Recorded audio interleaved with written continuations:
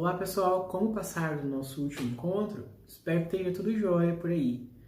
Hoje nós vamos retomar as nossas análises e discussões sobre política participativa para o programa Câmara Jovem. Vocês devem se lembrar que na semana passada nós falamos um pouco sobre a estruturação do nosso Estado e do seu processo de evolução e formação. Vimos também que essa estruturação no nosso país está contida em uma série de leis, sendo a principal delas a Constituição Federal. Vimos que na nossa Constituição e no nosso sistema de leis temos muitos aspectos que tiveram suas bases em ideais da Revolução Francesa, sendo uma dessas características a divisão do poder em três: o poder executivo, o poder legislativo e o poder judiciário. Hoje nós vamos ver um pouco mais sobre a forma de atuação e interação destes poderes dentro da cidade. Vamos lá? Para a gente começar, o nome oficial do nosso país é República Federativa do Brasil. Mas você sabe o que quer dizer isso? Sendo uma república, de tempos em tempos, a população elege uma pessoa para tomar conta das coisas públicas, das coisas do povo. Sendo uma federação, ele é composto de entes federativos, que são divisões administrativas e que têm certa independência, elegem seus próprios chefes e fazem suas próprias leis. Segundo a nossa Constituição Federal, os entes federativos do Brasil são a União, os Estados, Distrito Federal e os municípios. Dentro desse contexto, os municípios, mesmo sendo as unidades mais básicas que compõem a federação, eles também podem se autogovernar, autolegislar, é lógico, tudo dentro dos limites territoriais e hierárquicos.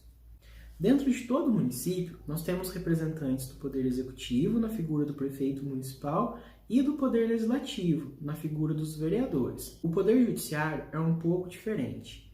Ele não está presente nos municípios, e sim nas comarcas, que são extensões territoriais de atuação do Poder Judiciário, e podem compreender mais de um município ao mesmo tempo, que é o que acontece na nossa cidade.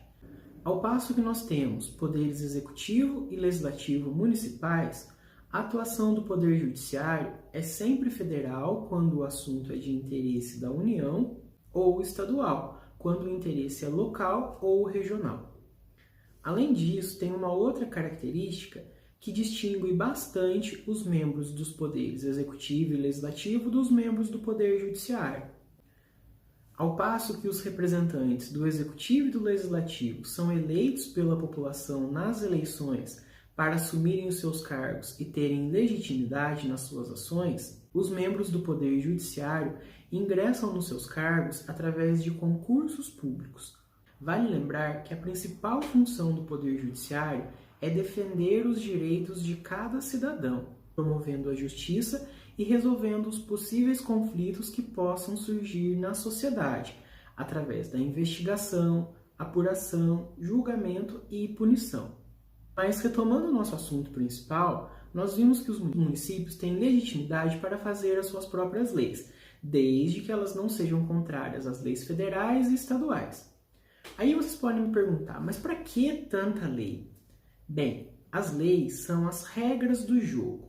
E elas existem para garantir que a democracia e os direitos de todos sejam respeitados. Elas servem para que saibamos o que está certo e o que está errado, qual conduta nós devemos seguir e quais nós não devemos seguir. Na administração pública, as leis mostram o caminho que deve ser feito para alcançar um determinado objetivo, ou então elas autorizam que algum projeto seja realizado ou que outro deixe de existir. Elas ajudam a organizar a administração, os recursos recolhidos e dar continuidade regular aos trabalhos executados. Você já conseguiu imaginar se todo mundo quisesse fazer tudo do seu jeito sempre? Isso necessariamente faria com que o direito de alguém fosse ferido em algum momento, para que o outro pudesse ter o seu direito. Por isso nós temos as leis, para garantir que ao exercer os meus direitos eu não esteja infringindo o de ninguém. Sobre isso, a Constituição traz uma série de assuntos que são de competências do município legislar sobre. Eu vou citar alguns exemplos para a gente entender melhor. É competência do município legislar sobre assuntos de interesse local, além de fazer leis que complementem as legislações federal e estadual no que couber. Também é atribuição do município instituir e arrecadar tributos da sua competência, bem como aplicar as suas rendas sem deixar de prestar contas e publicar os balancetes nos prazos estabelecidos em lei. O município também deve organizar e prestar os serviços públicos de interesse local, incluindo o transporte coletivo, que tem caráter essencial, além de manter programas de educação infantil e de ensino fundamental. A lista de atribuições e funções não termina por aí. Na verdade, é uma lista bastante extensa, afinal, ela compreende as necessidades dos cidadãos que moram naquela cidade. Mas nós vamos ficar só com esses exemplos, que eu acho que já é o suficiente para a gente entender o quão complexo é administrar um município. Por falar em administrar e juntando isso ao que acabamos de ver, o prefeito só consegue administrar a cidade tendo leis. É o Poder Executivo quem coloca as leis em prática. É ele quem determina como os recursos serão usados para fornecer os serviços à população. É o chefe do Poder Executivo quem tem competências para criar e dar a manutenção de políticas públicas de saúde, educação, cultura, esporte, lazer, infraestrutura e muitas outras. E tudo isso, ou melhor, a forma de fazer tudo isso está nas leis. Por exemplo, para desenvolver um programa de recapeamento de ruas, para criar um programa educativo na área da saúde, fazer propaganda institucional, criar uma área para realização de esportes, tudo isso deve estar contido no orçamento do município, que é uma lei. Mas, retomando novamente os ensinamentos que a análise da história nos traz, nós devemos lembrar que não é legal quando só uma pessoa ou só um ente toma as decisões sobre como tudo deve ser feito. Se isso acontece, nós ficamos no risco de ter uma tirania, que é justamente o que acontecia nos governos absolutistas.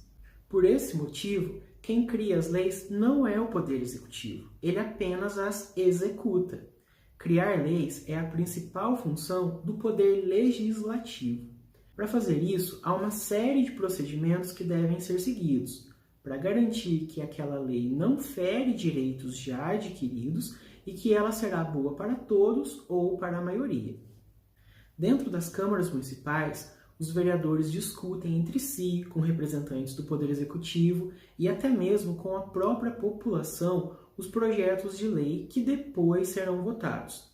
Esses projetos de lei são propostos em sua maioria pelo Poder Executivo e servem, como já vimos, para ajudar e orientar na administração da cidade.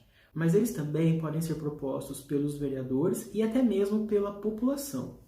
O processo de criação de uma lei é bastante complexo, mas nós não vamos abordar esses detalhes hoje. Isso nós vamos ver na próxima semana, quando também trataremos das outras atribuições do Poder Legislativo, que são de extrema importância para o bom andamento da administração. O que é importante nós entendermos hoje é a interação que existe entre os poderes e a forma de atuação de cada um deles para garantir que o outro não exercerá atribuições que não são suas, o que colocaria a democracia em risco. Assim, para a gente terminar, vamos fazer um resumo. Nós vivemos em um país regido por leis que garantem a estrutura da democracia e estipulam os direitos e deveres de todos. Quem faz essas leis é o Poder Legislativo, sempre ouvindo as demandas da população e cuidando da legalidade das leis. Quem coloca essas leis em prática é o Poder Executivo, usando para isso os recursos arrecadados. Para garantir que as leis estão sendo cumpridas e para julgar os casos em que isso não ocorre, há o Poder Judiciário. Falando assim, tudo de uma vez, pode parecer meio complicado, mas se prestarmos atenção no nosso cotidiano, nós vamos perceber que isso está tudo ao nosso redor. Eu espero que com a nossa conversa de hoje, a gente possa ter entendido um pouco mais como funciona a interação dos poderes entre si. Você tem alguma ideia que acha que poderia ser transformada em lei? Então anote ela aí, porque no Câmara Jovem isso pode mesmo acontecer. Na semana que vem, nós conversamos um pouco mais e eu explico isso melhor para vocês. Até logo, pessoal!